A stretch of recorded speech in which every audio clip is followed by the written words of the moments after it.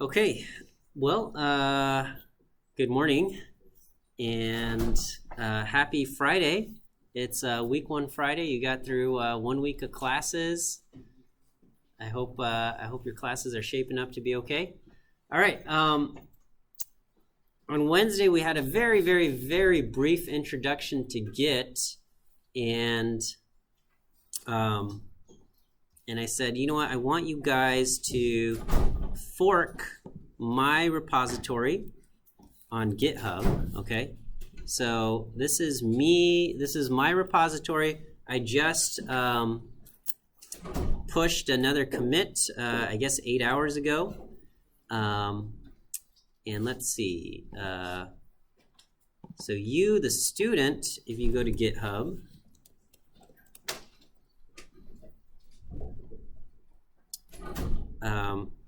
I asked you to go to, from your GitHub account, go to my repository, github.com/smileschen/2024-SP-stats21, and I asked you to click this fork button. And it looks like 49 of you did, or I guess 48, considering one of these are mine.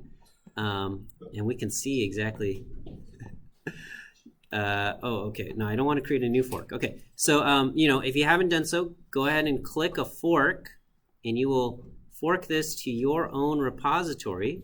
And so let me go to me, the student. The students. So you should have in your set of repositories.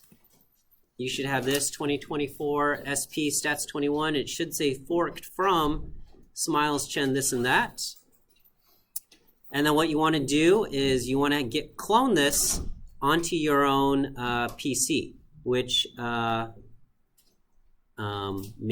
you want to do. GitHub, the interface has gotten really cool. You can just kind of click this sync fork thing. I'm going to show you how to do it via the command line interface, though. Okay.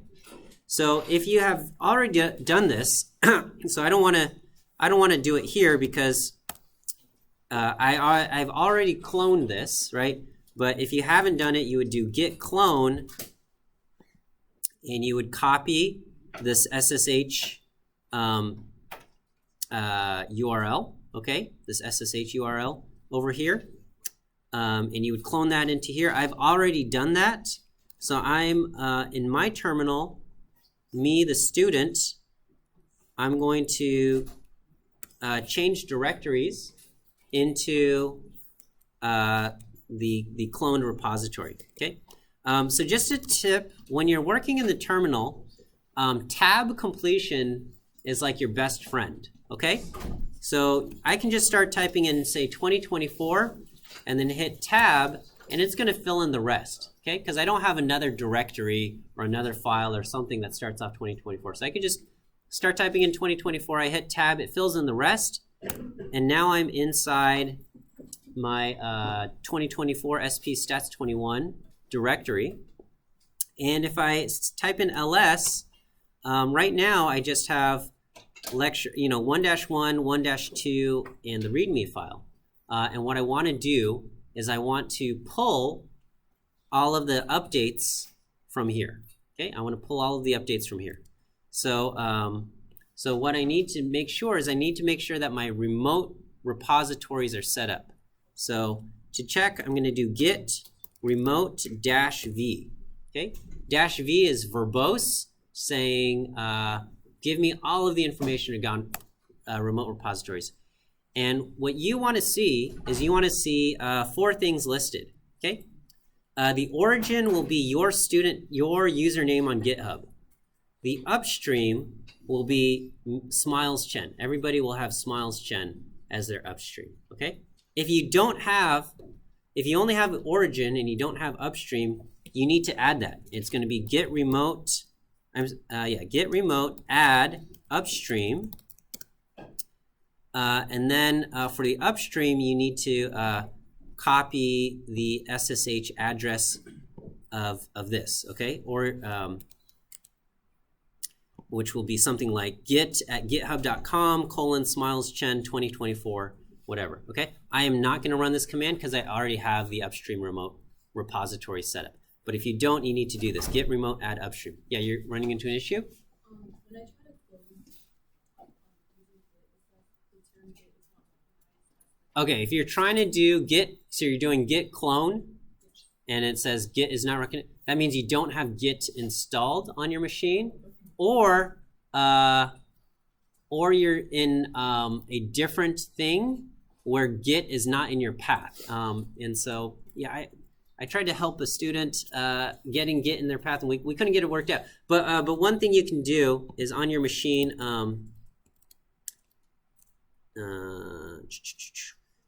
you can run git bash. If you have Git installed, you probably have it looks like you're on a Windows machine. You can run git bash, and git bash will run up here, and you can, if one way to check if Git is installed, you type in git -- version, and it will tell you like git version this. Okay, otherwise you're going to run into an error that says git's not installed. Another question. how do you know whether to get the SSH thing for like your repository or like our So let me just do git remote -v. So the SSH for yours, you the student, you will do that for the Git clone. So when you're cloning the repository from GitHub to your computer, you use yours, okay? When you add the upstream repository, it's going to be the professor's, okay? Yeah, another question. If you have the wrong upstream, you need to delete your current upstream, which I have to look up the command. I think it's git remote. Let me see. Git remove remote repository. Let's see. What's the command there? How to remove a remote. Okay, yeah, git remote remove. Okay, but here you'll type in upstream. Git remote remove upstream. Okay. So it makes sense, right? So all right, I can do that right here. So I can do git remote remove upstream. Don't run this, okay? But if you have a mistake, you can do this. All right. And so now if I do git remote -v, I don't have an upstream repository. So then you can do git remote add upstream, and then you're going to paste and make sure it says SmilesChen there. And you can do git remote -v, and you should have this. Okay, so if you have this, you got these 4 repositories listed: origin fetch, origin push, upstream fetch, upstream push. Now what you want to do is you want to do git pull upstream. Okay, so I think you have to do git pull upstream. Oh, is it /main? Okay, I'm going to do git pull upstream /main. Don't type this in just yet. I want to make sure I don't run into an error here. Okay, and this says pull. I want to pull from the main branch of the upstream repository. It might be upstream space main. Let me try upstream /main. Okay, didn't like that. Let me do upstream space main. Okay, this worked. All right, so git pull upstream space main. Sorry. Okay, and so what this does is it goes to the upstream repository. It goes to the main branch of the upstream repository, and it pulls all of the changes. And so the changes that I made were I added a lecture 1.3. I added 2 little Python scripts, script 1, script 2, and I updated my git ignore file. Okay, and so now if I look at what's in my directory, I type in ls. Now I have 1.1, 1.2, 1.3, so on and so forth. We can then push my updates to your own personal repository, because if you check GitHub right now, the student still doesn't have anything updated here. So what we want to do is we can do git push. This will push all of these changes. And if I refresh this, now they're all here. Okay. Okay, did that work? Git pull upstream space main. Git pull upstream main. Okay. All right. And if you guys are facing issues, we can have office hours. Well, actually, this weekend. All right. So I'm traveling. I'm traveling this weekend, so I'm not gonna have office hours. Monday's lecture will be pre-recorded. I'm gonna just after class, I'm gonna go into my office. I'm gonna just record a lecture, and then I'm gonna upload a video. And then so Monday's lecture is gonna be a pre-recorded video, and I'll cover stuff there. I'm traveling to go see the eclipse. Okay, and hopefully I have good weather and I can see the sun, stare at the sun. So anyway, Monday's lecture, you'll see a video. I'll still have a view quiz associated with that. Don't worry, I'll give all 3 answers to the video in that view quiz. That'd be pretty messed up if I didn't do that. Okay. All right. Did you guys have any issues there? Or you guys? All right. I don't know. Okay. All right. So if that's working, then what we will do is we will launch Jupyter. So this is assuming you've gone and downloaded Anaconda or Miniconda or something. Okay. So let me navigate to my folder. All right. So here I am in my folder. The command I'm going to type is Jupyter space lab. Okay. So I like Jupyter Lab, which has this interface that you can navigate your files. You can also use Jupyter Notebook. Jupyter Notebook is just the notebook interface, which allows you to kind of open these IPython Jupyter notebooks. But you can also, but Jupyter Lab is a little bit more of an encompassing thing. There's other things that you can use. You can use like VS Code. VS Code also has a notebook interface and allows you to run stuff. There's a whole bunch of options, but if you download Anaconda, it comes with Jupyter, and I think Jupyter is pretty great. So we'll go ahead and use Jupyter Lab, Jupyter Space Lab. I hit enter. What it will do is it will open up something in my web browser, okay? And it will look like this. If for whatever reason your browser does not open, okay? If your browser does not open, then in the terminal, you'll probably see one of this line here. Copy and paste one of these URLs. So you'll copy and paste, http://127.0.0.1, that :8888, that's probably all of you, okay? The token is going to be different, but you'll copy that. Then you can open up a browser somewhere, okay? And this is just your local host running something, and you'll open this, and it will open up Jupyter Lab in your browser there, okay? Yeah, question. When I do the Jupyter Lab command, I get an error. The term Jupyter is not recognized as the name of a function or command let. Okay, you are on a Windows. Okay, make sure you are opening Anaconda PowerShell and not just your command line. Anaconda PowerShell? Yeah, so after you've installed Anaconda, within your thing, you can either open up Anaconda PowerShell prompt or Anaconda prompt. I have a preference for Anaconda PowerShell prompt, and that will have all of the kind of environmental variables set up so that when you type in Jupyter Lab, it should execute, okay?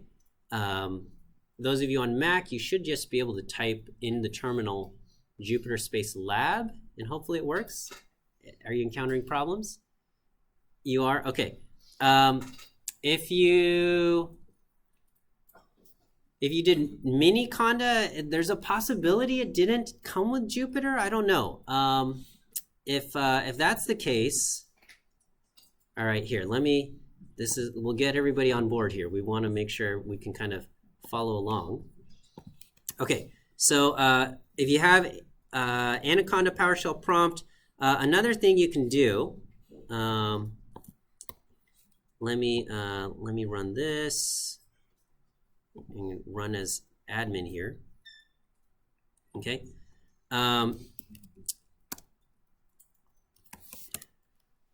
you can do, I think you can do conda list, and this will list off all of the different things, all the different packages installed, and hopefully Jupyter is listed.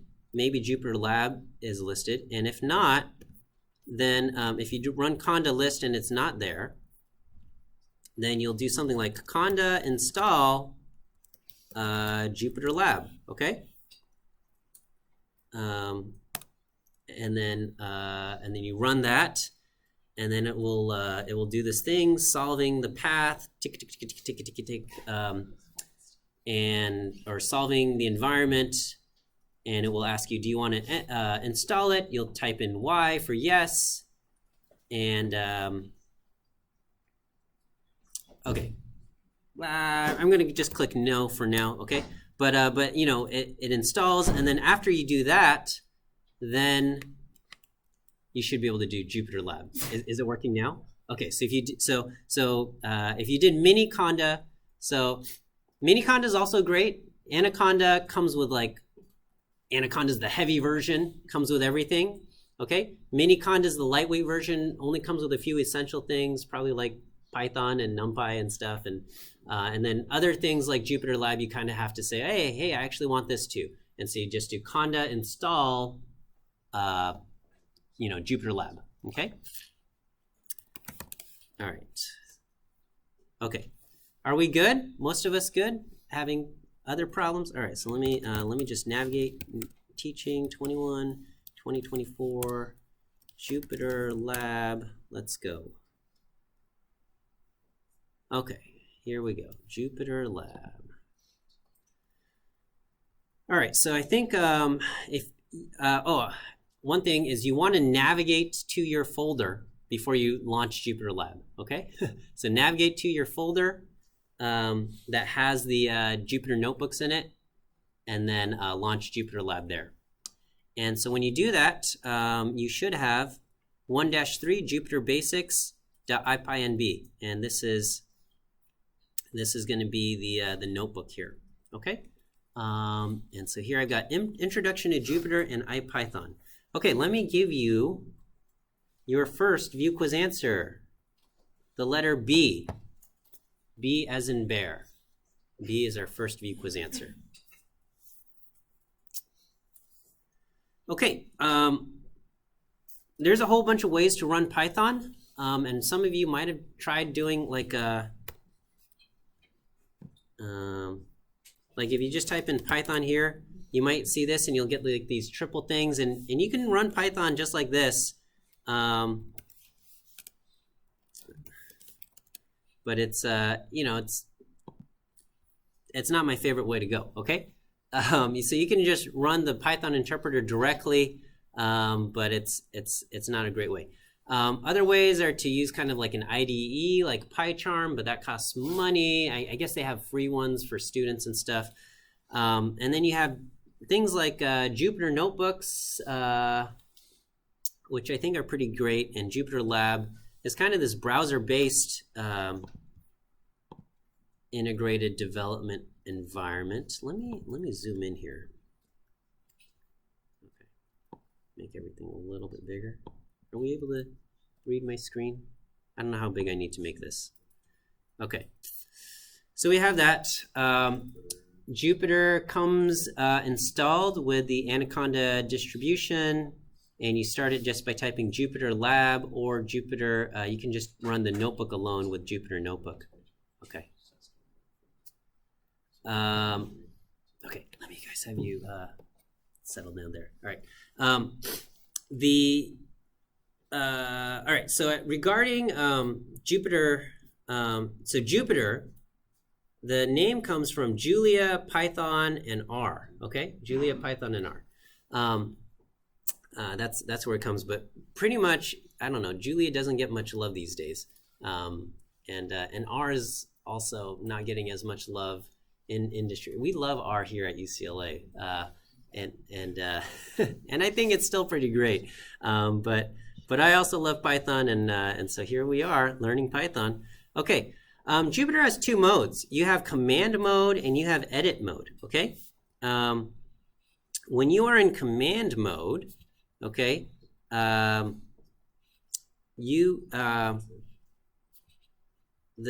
guess the cells are selected. You'll have this kind of bar on the left to indicate which cell is selected. And when you're in edit mode, okay, you can enter edit mode by hitting enter, and then it will kind of turn every box into like a text box that you can enter, okay? And you can hit escape, and now your cursor is going to go from cell to cell. If you use the up and down arrows, it goes from cell to cell. You go back to enter, it looks like this.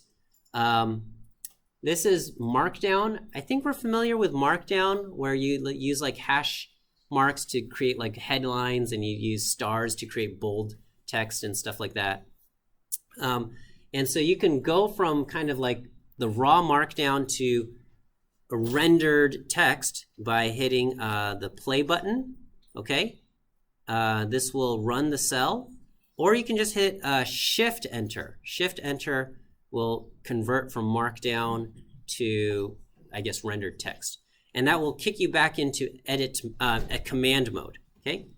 A handy thing, and I really, really, really want you guys to make the concerted effort of not using your mouse and trackpad, and just try to keep everything, like, keep your hands on the home row, okay? So, you know, ASDF, JKL, semicolon. We all learned how to type, right? Or I don't know if that's a thing. So when you have your fingers on the home row, you can navigate from cell to cell using the J and K buttons. J goes down, K goes up, okay? You can also, do you guys ever use keyboard shortcuts in Gmail? In Gmail, you can enable keyboard shortcuts, and you can go from conversation to conversation using J and K on Gmail. Just enable keyboard shortcuts. J goes down, K goes up. It is wonderful, okay? You hit enter to open. You hit GI to go back to your inbox. You hit Shift 3, number sign to delete, E to archive, things like that. Okay, but anyway, that's Gmail. But Jupyter has command mode, and when you're in command mode, use J to go down, K to go up, okay? You can, everything in Jupyter goes off of a cell here, okay? Let me just kind of shrink that side here. And so with the cell, you can add a cell above your current cell by hitting A, all right? And so that adds a cell above. You can add a cell below by hitting B, okay?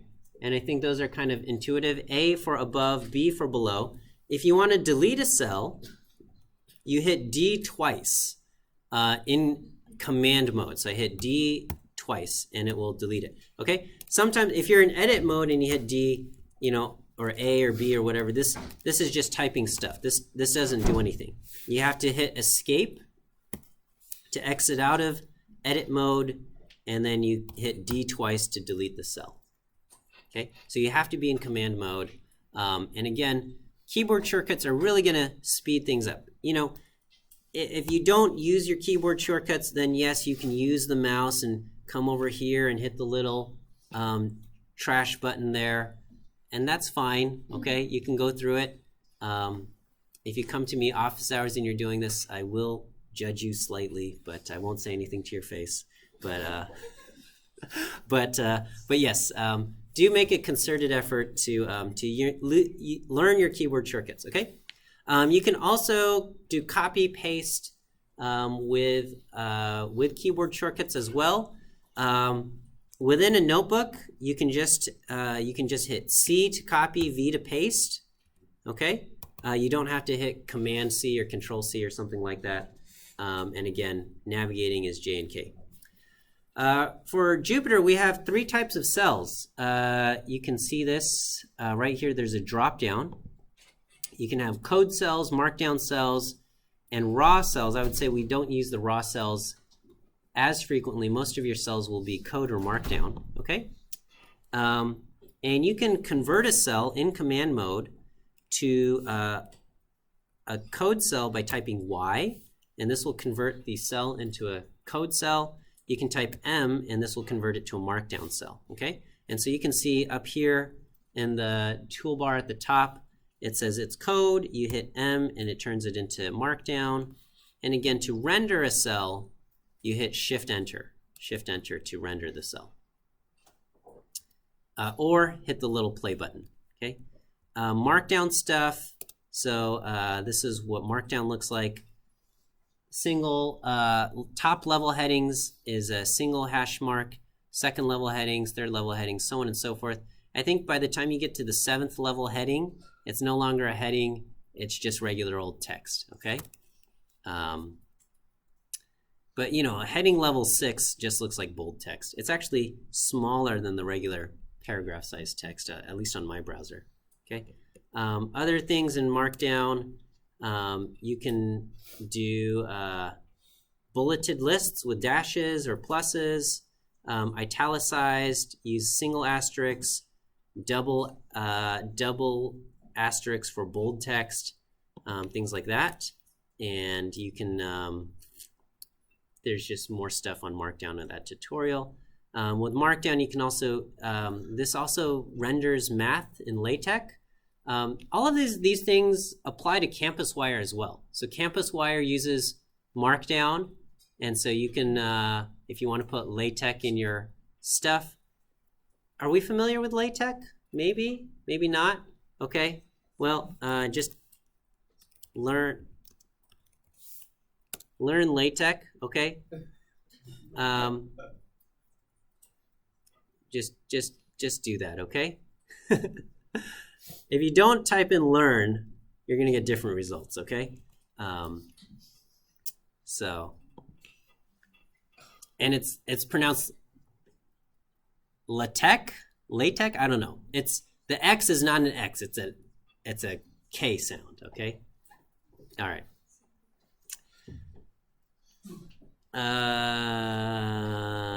What is this? Running or rendering cells. Okay, you run a cell using Shift Enter.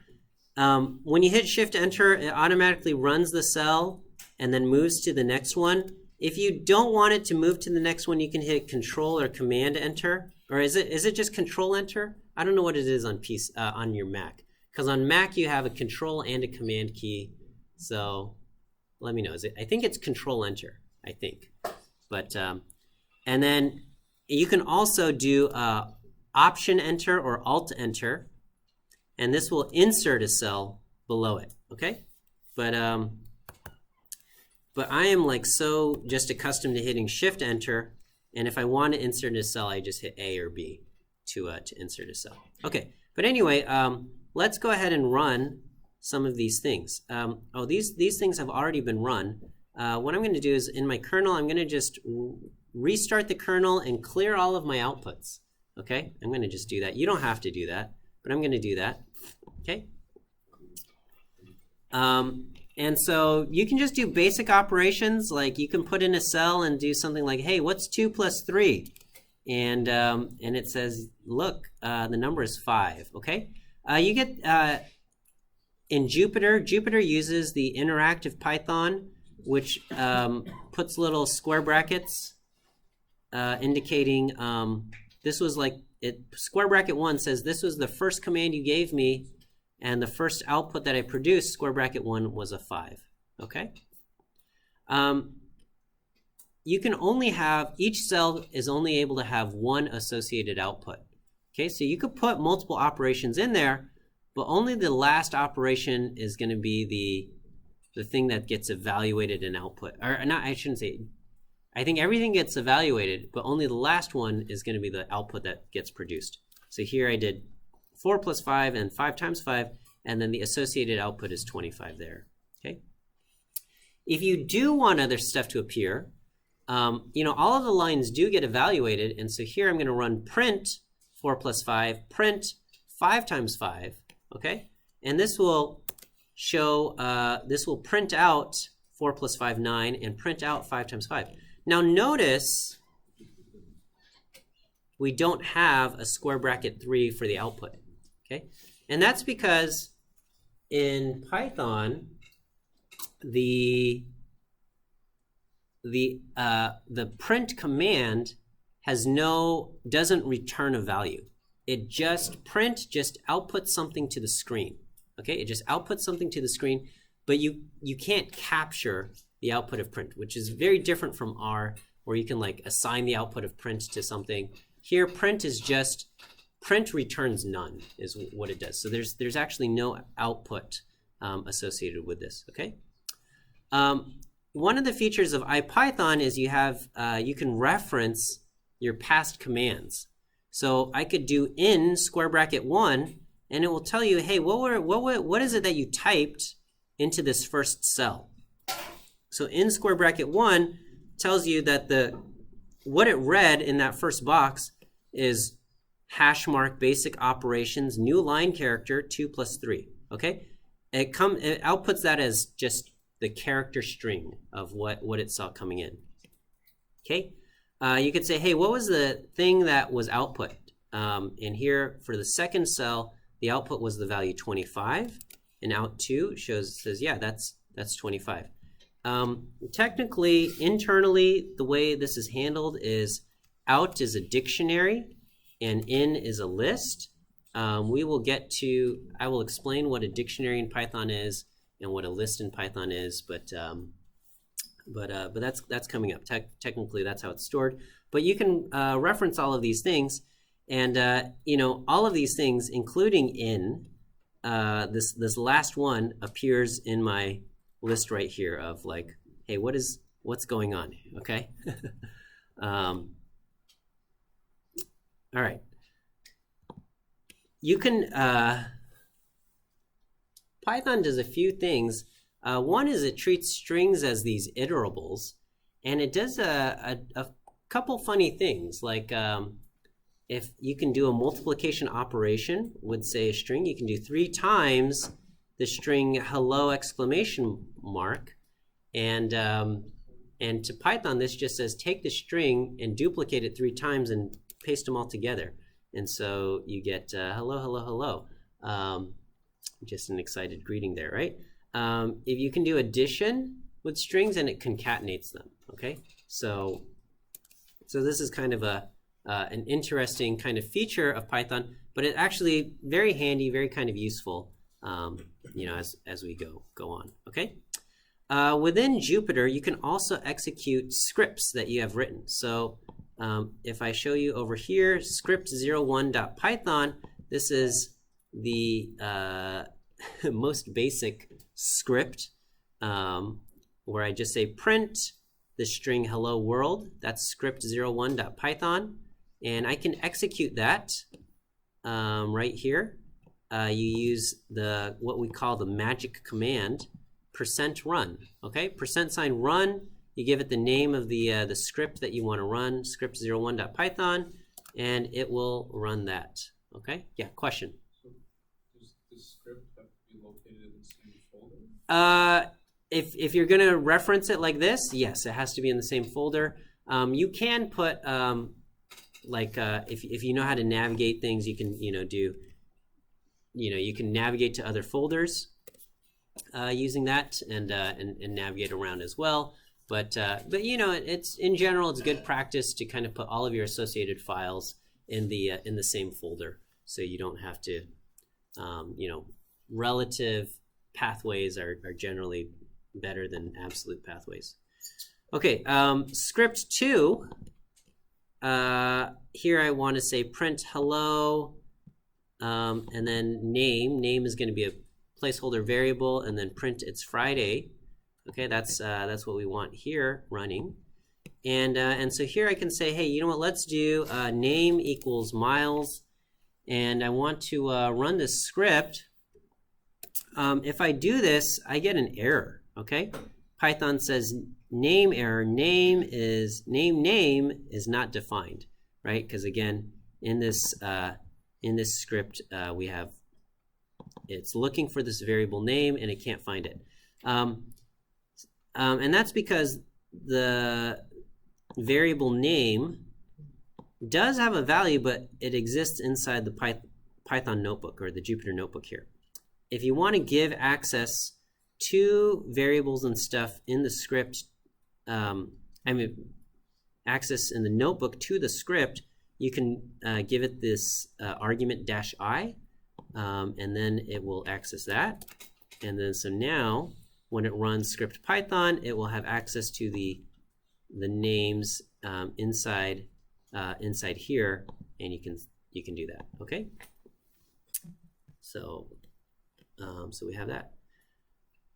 You can also execute some bash or shell commands. So if you're on a Mac, you can do exclamation mark and put in your bash command like cat. Cat just outputs the contents of a file. This is not going to work on Windows. The equivalent command on Windows is type. So on Windows, I can do this, and it just says, hey, this is the contents of the file. Indeed, that is the contents of the file. If you're on Mac, you can run this. If I try to do this here, it's going to say cat is not a recognized command, but that's because I'm on a Windows machine over here. And then I think if you're on Mac, just the opposite. Okay, you can always ask for help. Okay, you can type in help here, and it will you'll get your built-in help function. Okay, you can also I think right-click any kind of cell, and you can do show contextual help, and this will open up in Jupyter Lab. It will show contextual help over here. Okay, and this will have the kind of the argument over here. Okay, so you can do that. So anytime you run into some kind of command, you can right-click that. All right, let me just do a quick few things about Python syntax. So comments, you use little hash marks, and those lines don't get run.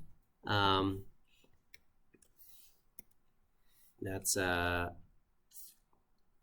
me see here.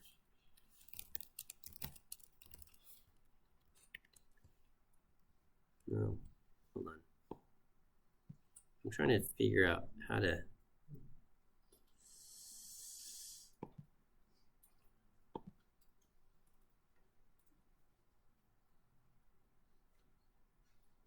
All right. I'm trying to figure out I forgot the keyboard shortcut for making a bunch of lines. Like, let me see. Jupyter make lines comments. How to comment multiple lines in Jupyter.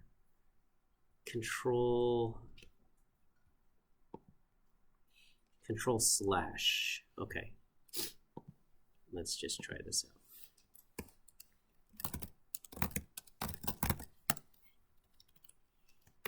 Yeah, okay, control slash is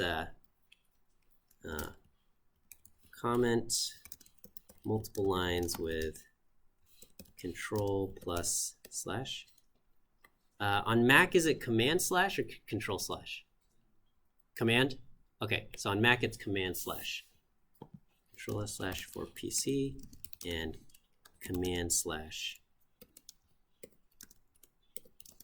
for Mac. Okay. Great. Okay, the end of a line terminates a statement. You don't have to use semicolons to end a statement. You can have a semicolon. It will also understand semicolons to terminate a statement.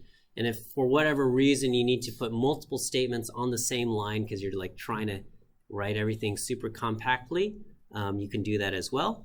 If you do have multiple, a single statement that, is really long and covers multiple lines, you can use a backslash to continue on the statement, or you can kind of put a parentheses around the multiple things so that, these things get grouped together, okay?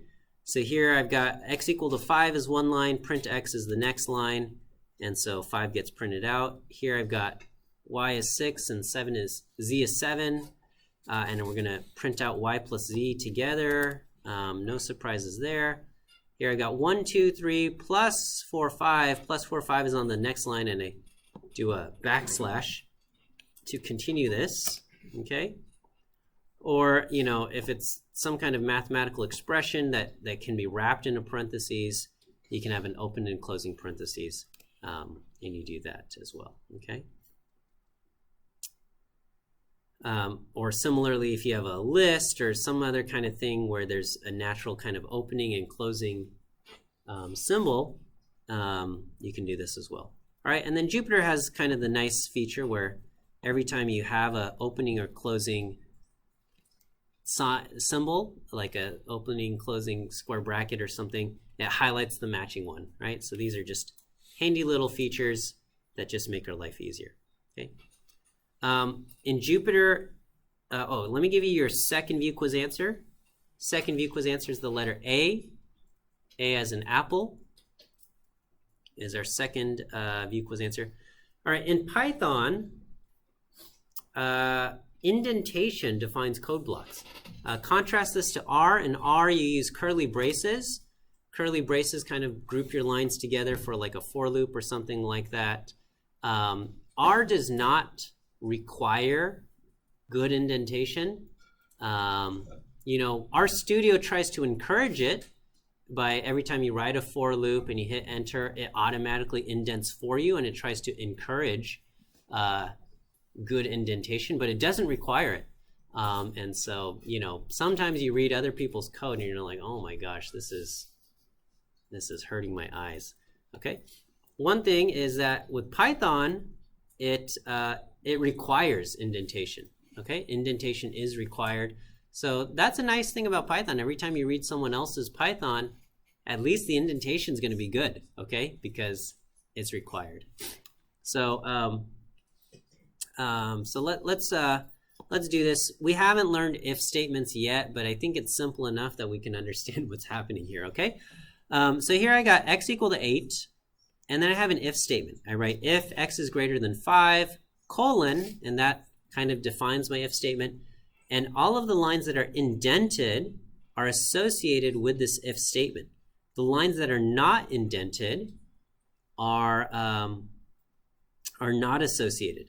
So here, when I run this, x is greater than 5 is associated with the if statement, print x is associated with the if statement, and print hello is not. Okay? So when I run this, x is 8, all 3 lines get run. Okay? It prints x is greater than 5, it prints 8, it prints hello. Okay? Here I have x equal to 4. When x is equal to 4, this if statement is, the condition here is false. So these lines are not going to get run. Okay? These lines are not going to get run because the if statement is false. The hello here, though, is not associated with the if statement, so this gets run no matter what. So with x equal to 4, it skips these 2 lines, but it does print hello. Okay?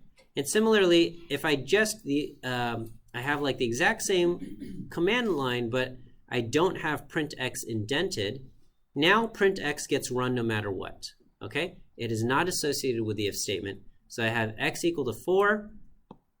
This is not going to get run. This line up here is not going to get run because the condition is false, but print x will run and print hello runs. And so when we do that, it spits out 4 and hello there. Okay. All right. That is just the very, very, very basics of getting started with Jupyter. Okay. I'm going to let's see. I'm going to clear all of my outputs actually. Okay. So one thing about Jupyter Lab is when you're done, okay, there's a few things, is you should come over to, on the left-hand side, it says running terminals and kernels, okay? You should, for good habit, after you're done, I mean, you could save it, okay? But you should also close and shut down the notebook, okay? Close and shut down the notebook. If you just exit out, technically, I'm going to just discard the changes. Technically, that kernel is still running. This is technically using resources on your computer. Just, you know, I mean, probably this isn't like a huge computational burden on your computer, but it is using resources on your thing. So, so you can come here and you can, oh, here I accidentally, we'll shut down the kernel and I will close the notebook and things like that. And then when you're done, you should shut down Jupyter Lab, okay? If you don't, all right, so when I shut down Jupyter Lab over here, I go to shutdown. The corresponding, the terminal window that I used to open up Jupyter, okay, did I not?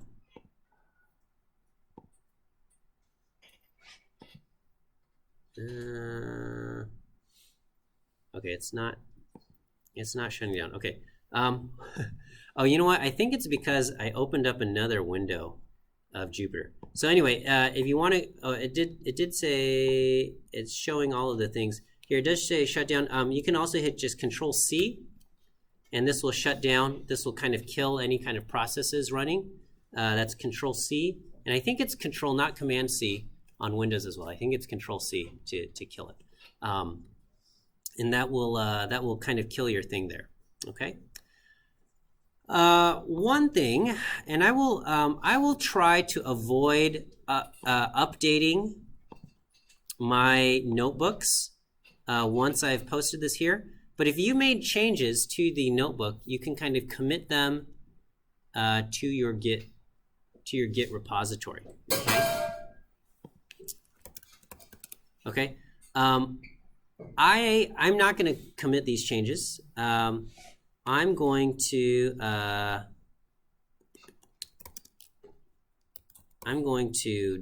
get rid of my changes. So this is called a hard reset. Don't run this, okay? You don't want to run this, because what this does is it's basically, so remember I have, every time you do a commit, you're creating like a save point, okay? And then like just imagine a game where you like created a save point and you've made some progress. Git reset hard basically just throws away all of that progress you made since and reverts you back to that save point, okay? So sometimes that's what you want to do, okay? In my case, that's what I'm going to do. But if you want to kind of preserve the changes you've made, you'll add those changes, you'll stage them, and then you'll commit them. For here, I'm going to reset it, and I'm going to go back, and it says head is now back to this this thing. And if I do git status, basically I've thrown away any kind of progress that I've made from that save point, and I've reverted back to this save point. Okay. This is a little bit of an unfortunate thing, is that Jupyter notebooks don't exactly play very nicely with Git, okay? Because, I mean, if everything is, if there's no merge conflicts, then you're fine, okay? But a merge conflict happens when you have two people kind of working on the same file, right? If you have two people working on the same file, and this person commits some changes, and this person commits changes, and they've made changes to like the same thing, right? So if this person makes changes and it's like, you know, they made changes to like lines 100 through 120, and this person makes changes and it's lines 10 through 5, usually Git can handle that no problem, okay? But if they both made changes at line 100, then Git says, uh-oh, who do we keep? And you have what we call a merge conflict, right?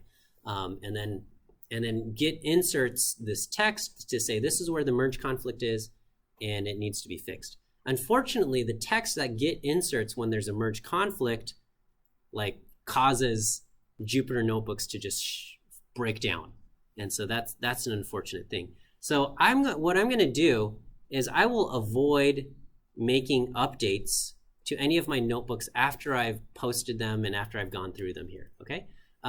So hopefully that will help us avoid any kind of merge conflicts between changes I've made and changes you've made. Okay. Another way to avoid merge conflicts is you can just kind of take your thing, create a copy, and this will be like Taylor's version of the notebook, and then you have the professor's version of the notebook, and that way you'll have two separate things, and you don't have you won't have conflicts, right? I can make updates to mine, you make updates to yours, and now we have two kind of separate entirely notebooks. Now you've got duplicated, just duplicated discography, but you know, sometimes that's a way to go about it as well. Okay. There are tools that have come out to kind of help Jupyter resolve merge conflicts, but I haven't kind of pushed that any there. Okay. Anyway, we'll wrap things up here.